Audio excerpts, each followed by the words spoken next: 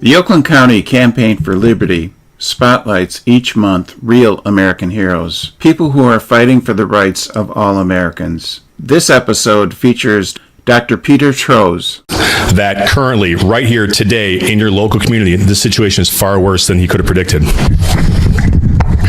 Yeah, it's never going to be the federal government that takes away your guns or breaks down your door with a battering ram and shoots your dog and steals your property. It is your local police and sheriffs, and they do it routinely. Michigan is one of the worst states for civil asset forfeiture, for criminalizing non-criminal behavior. It is ridiculous, and you are all in danger all the time.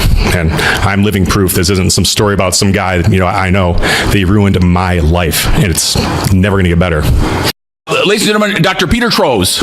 And as I said, he's got a story that is just amazing and really follows perfectly after what Anquedat had to say. So, Dr. Peter Trzos, the floor is yours, sir. So, everyone here, we all agree with the Second Amendment, the right to bear arms, right? I think it's a real thing, but it's really just ink on paper. You don't have these rights, or if you want to exercise them, you have to do so at your own peril. And I really appreciate other speakers for coming out and talking about, these, with the red flag bills and all these, horrible laws coming down on us from up high, like in the federal government or some higher level. But the real horror is that currently, right here today in your local community, this situation is far worse than he could have predicted. Yeah, it's never going to be the federal government that takes away your guns or breaks down your door with a battering ram and shoots your dog and steals your property. It is your local police and sheriffs, and they do it routinely. Michigan is one of the worst states for civil asset forfeiture, for criminalizing non-criminal behavior. It is ridiculous, and you are all in danger all the time. And I'm living proof. This isn't some story about some guy, I know. They ruined my life, and it's never going to get better. Yeah, so I'm going to tell you about the only time that my firearms had ever been used as weapons, and it was against me by the government. Yeah, so I'm going to start off with the basis for how the government comes after your guns, and it's your local police, right?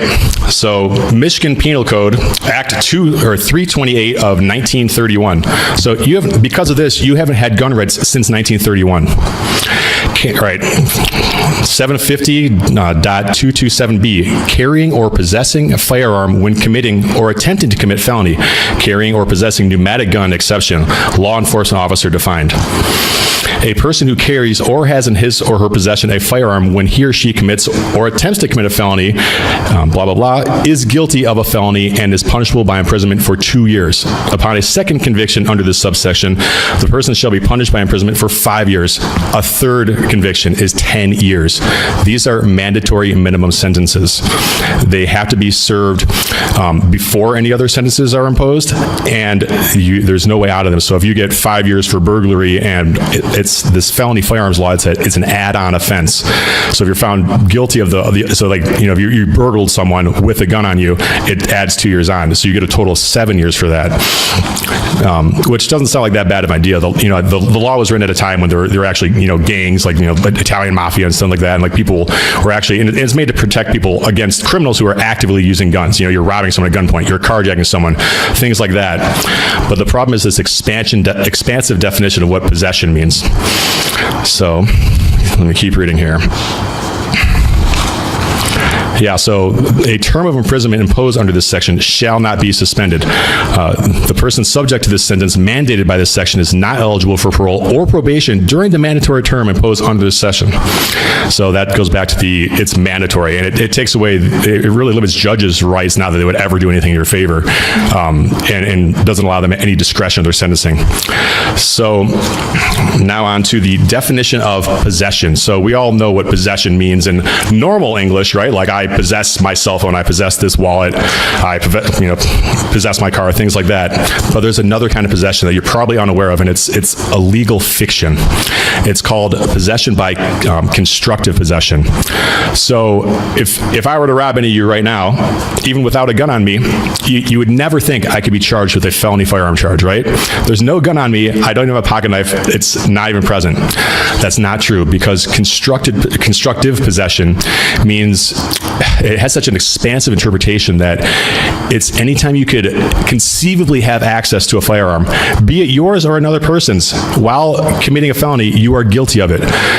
I owned a medical marijuana dispensary up in Holly, Michigan. I was a legal gun owner with CPLs. I've never been in trouble for anything. I've never had a detention. I'm 37 years old. I've never been in a fist fight. Nothing. And they charged me with 3 counts of felony firearm possession for 2 legally owned handguns locked in a safe 30 miles away from me. In a locked home. In a locked home. I think it may be a state record, but it is not unheard of to, have things like this go down. So constructive possession, like all of you, probably everyone here is a gun owner, except for maybe one person, I'm assuming, or your spouses. You are all in constructive possession of a firearm right now. Yeah, whether you want to or not, because even if you don't have control over what's in your home, if you have the keys to your parents' house and you take care of their dog on the weekends or when they go to Florida, something like that, and they have a firearm, you are in constructive possession of that as well. Distance doesn't matter. It's just a theoretical access, even if you couldn't use it in a crime. It is preposterous. It is used as a weapon by prosecutors against the people, against legal gun owners to coerce them into, taking plea deals to crimes they may not even been actually guilty of. It's total BS. Yeah. So, and there's no shortage of felony charges. So the problem is because it's so coercive, because there's such draconian penalties for felony firearm convictions, that it denies you your rights to due process. I mean, how many people are at a stage of life where they can risk against a jury of morons, frankly? There are, we're all good people in here, but most people aren't. They would convict you before missing dinner. Yeah. They really would.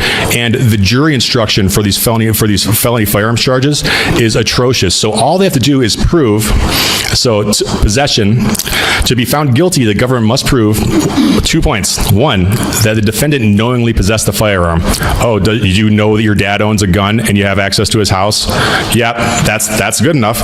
And 2, that you knew it was a firearm. Yeah, and there's no shortage of felonies to charge you with. I mean, having a bald eagle feather is a violation of the Lacey Act. Getting in a fist fight at a bar could be felonious assault. Getting a DUI can be a felony. In America, we have a criminalized society because there's a bunch of Puritans and people that just hate other people and don't respect their liberties at all, and they want to punish on both sides of the aisle. It's disgusting. So there's always a felony to be charged with. And the thing is, too, the way that prosecutors use this is they don't just charge you with one felony. So the allegations against me in my case, which is still ongoing, unfortunately, after 6 years almost, they charged me 4 times for 2 marijuana transfers. So these felony firearms charges, which are add-on offenses, 3 of them, the jury would acquit you of 2 or 3 of the underlying charges, even though it should have been 1 charge. How can you possess marijuana twice? It's either yes or no, right? If you possess it in your car, and then in your pocket, and then your back pocket, it's not 3 charges, but that's how they charge you, making it super hard to beat them all. Because the juries also, they can't be educated on what the penalties are for the crimes. And jury nullification in Michigan doesn't exist. If your lawyer or you mentions it, they will retry the case. Yeah, so they hammer you with just every single charge they can. They charged me 3 times the felony firearms for 2 legally owned handguns. One of which was in retaliation for some political activity I did. I was the one that did the Kego Harbor, legalized marijuana ballot initiative. 2 days later, the prosecutor charged me with another count of felony firearms for guns they had confiscated from me 2 or 3 years ago. That is how abusive our local government is. These red flag laws they're insane. They're terrible, but they're not as bad as the current situation. Yeah. And so what I learned from all this horrible experience is really that laws, they never come down in your favor. They're never interpreted in your favor. And the Constitution, I think it's a wonderful, forward-looking, beautiful document. At the end of the day, it's ink on paper and it has no power. It is our elected officials and how they choose to enforce the law, and they enforce it by violence. Changing the laws doesn't matter. We have to change, unfortunately, in Oakland County, Michigan, all the politicians. Here's how the law doesn't protect you, right? So maybe you could have one argument and say, well, those felony firearms, well, that is the law. It's a bad law, but we have to enforce it. It's only done negatively. So here are the protections for the medical use of marijuana. Section 4A, a qualifying patient who has been issued and possesses a registry identification card is not subject to arrest, prosecution, or penalty in any manner, or denied any right or privilege, including but not limited to civil penalty or disciplinary action by a business or occupational and professional licensing board for the medical use of marijuana in accordance with this act. if you have a marijuana card, you should, if you go by the law, you should not be able to be arrested for any of this nonsense or have charges against you. It is preposterous. Yeah, and because there's this 2-year mandatory minimum sentence, everyone takes a plea. So what they do is they charge me with 8 felonies one day, and the 9th got added on later. Eventually, so what they do is they charge you with a bunch of shit you may or may not have done, and they throw on some felony firearms charges, and whether you're innocent or guilty of those, they will drop the felony firearm charges to coerce you into taking something you can kind of walk away from. It's horrible, and that's even worse. Like that standard, it's really the police just accuse you of something. It's just as bad as the red flag laws, except you don't just get your guns taken away for a little bit and there's some way to get them. You get them taken away forever. And the police broke in your house, and they robbed you, and you spent $65,000 in 6 years of your life fighting a case in a corrupt court.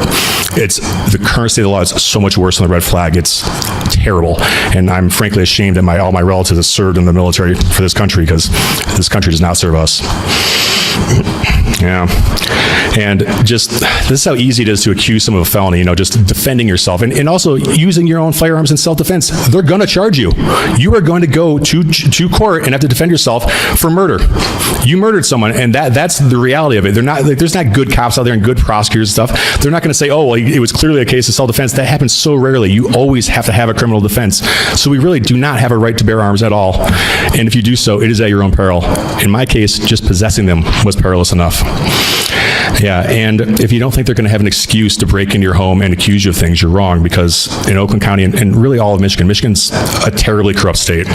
The burden for the police to get a warrant is preposterously low. It is literally just allegations by the police. Like, they did no investigation to me to see that I was following the law, that I complied with all these city ordinances, that I was a doctor, that I've never had any criminal trouble whatsoever. They literally don't investigate you. And they say you get some jackboot, probably drug using and drug dealing cop, which all the Oakland County net officers are. They planted things on my friends, like they're terrible, atrocious human beings.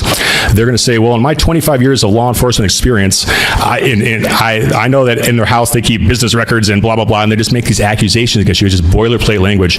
And a magistrate, an unelected, unaccountable magistrate, they're below a judge, they rubber stamp everything and it goes through. And then they're in your house and they're on a fishing expedition and they're going to find something to charge you with. And what's even worse is that there's 2 really bad Supreme Court rulings. So with warrants, so we all know about like the fruit of the poisonous tree. It's like, oh, maybe they charged you with a bunch of nonsense and you had a bad warrant or whatever, and you get the case thrown out. Not true, because there's what's called the good faith exception. That means even if the police didn't have a good reason to go in your home, or the information they relied on was invalid or lies or whatever, as long as they made that mistake and then whatever they found in your house, as long as they did it in good faith, which of course is determined by the judge and prosecutor who are on their side, then all the evidence gets admitted. So warrants aren't actually a real thing either. The Constitution is ink on paper. And also with the felony firearms charge, this is what's really preposterous about it. Well, everything is. So it's an add-on charge. So it's like, you committed robbery in possession of a firearm, so that's the add-on offense. It needs the underlying felony to plant the basis for it, right? So you think, well, if I'm innocent of the underlying charge, then how could I possibly be guilty of the add-on charge? Incorrect. The Michigan State Supreme Court has ruled that juries can render inconsistent verdicts. So you might have marijuana, and maybe you do get some jury nullification. And like they say, oh, well, I don't agree with that. Marijuana shouldn't be illegal. We'll look into that. Oh, but he shouldn't have had the gun, because the jury doesn't respect your gun rights. They can convict you of the felony firearm add-on charge while exonerating you of the basis for it have been a felony. It is unreal. Yeah, and just, I think there's something like 1,400 different felonies to be accused of in Michigan. It's literally everything worse than a parking ticket. Everything's a felony. Everything is. And one of the worst of them is, when my friend got charged with this, it's conspiracy. The standard for having a conspiracy charge is you talked or communicated with another person one time about something. You don't have had to have a plan in action to do it, an illegal crime. You didn't have to actually make any effort. You didn't have to actually commit the crime. And so the police, they're going to go through your text messages, that angry Facebook post. And I've seen Facebook posts come up in court 3 times. I saw someone get a felony firearm charge for a Facebook photo of him with a gun. He got a felony firearm charge over a Facebook post because he was a legal gun owner. He posted his gun, and then later they found out he was a medical marijuana patient. I saw him at one of my court dates. He was getting the charge. Yeah, it is preposterous. And the problem is, I really don't know how to change this. Laws do not matter. They never go in your favor. The courts don't honor them. Our judges, the prosecutors, the police don't care. They don't follow the law themselves. The Medical Marijuana Act and the protections it gives, it's nothing. It's ink on paper. It didn't actually protect you. And I don't know what the solution is. There's only two options really that I can conceivably see. It's that you can file challenges to the constitutionality of laws in the Court of Claims, which is also run by a bunch of elected politicians and ex-prosecutors and stuff, so it'll probably never go in your favor, or we need to get rid of every single politician around us, and I think it's too Herculean of an effort. So that's my little horror story, unfortunately, and now I'm a convicted felon because they had leverage over me, and I couldn't bear the consequences anymore. Yeah, Dennis? Peter, this is an outrage, as you say. It's an abomination. You're a convicted felon, essentially through extortion by alleged law enforcement. Yeah. What are the implications and ramifications of you being a convicted felon? So ramifications of a felon, which are many. First off, you're never going to have a job application returned, ever. You're going to be a waiter or waitress the rest of your life, or go into business for yourself, although they've probably already taken all your money and your livelihood from you anyway, so it's pretty hard to do that. Other civilized countries don't allow you to travel to them very easily. A lot of them are banned. I can never go back to Japan, Singapore, Australia, Canada. I was dating this beautiful girl in Canada. That's over now. Because in other civilized countries, felonies are real crimes, not everything worse than a parking ticket. You can never have professional licensure. I can never practice medicine because I can't get my medical license. You can't cut hair because that needs a professional license. Just like, you have to buy your rights back from the government. There's so many professional licenses that just for things you wouldn't even think of, being a barber, being probably a dog walker, things like that. You can't go into so many different areas just to get back on your feet. It's unbelievable. You can never have your gun rights back federally. You can always be charged federally, which I don't really think is a discussion. Honestly, it comes up all the time. Federal government doesn't do anything. It's all your local law enforcement. After 5 years, you can theoretically have your gun rights restored, but I doubt it. I really doubt it. You're going to pay a lawyer a bunch of money, and they're going to argue to a bunch of corrupt politicians who don't like you anyways, and they're probably not going to grant it.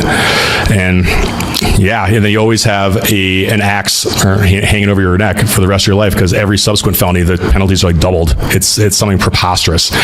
Yeah, you're a third-class citizen forever. Yeah, go ahead.